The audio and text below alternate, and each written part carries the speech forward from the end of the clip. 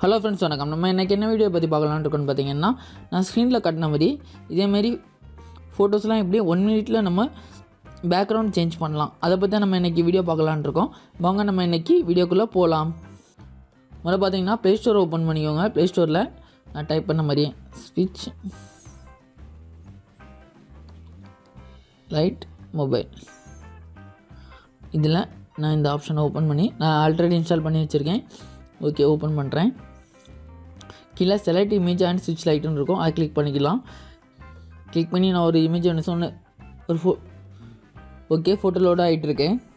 ரீலைட்டிங் கீழே பார்த்தீங்கன்னா இதில் studio, indoor, nature, floor, beach, street சொல்லிட்டு நிறைய ஆப்ஷன் கொடுத்துருக்காங்க. ஓகே, லோட் ஆகிட்டுச்சு. இதில் நிறைய ஆப்ஷன் கொடுத்துருக்காங்க. கீழே நம்மளுக்கு என்ன எஃபெக்ட் வேணுமோ அதை கிளிக் பண்ணால் போதும்.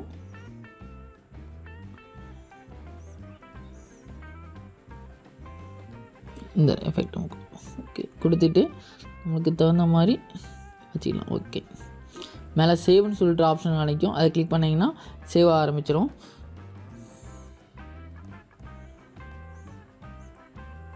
கரெக்ட்.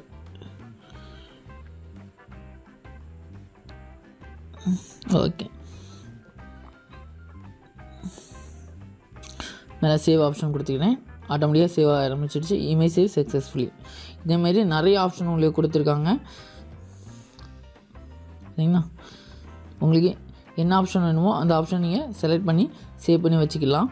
இந்த வீடியோ பிடிச்சிருக்குன்னு நினைக்கிறேன். பிடிச்சிருந்தால் லைக் பண்ணிக்கோங்க, அப்படி டிஸ்லைக் பண்ணிக்கோங்க. மறக்காம மற்றவங்களுக்கு மட்டும் ஷேர் பண்ணிக்கோங்க. கீழே சப்ஸ்கிரைப் பட்டனை கிளிக் பண்ணால் மறந்துடாதீங்க. Okay friend, thanks.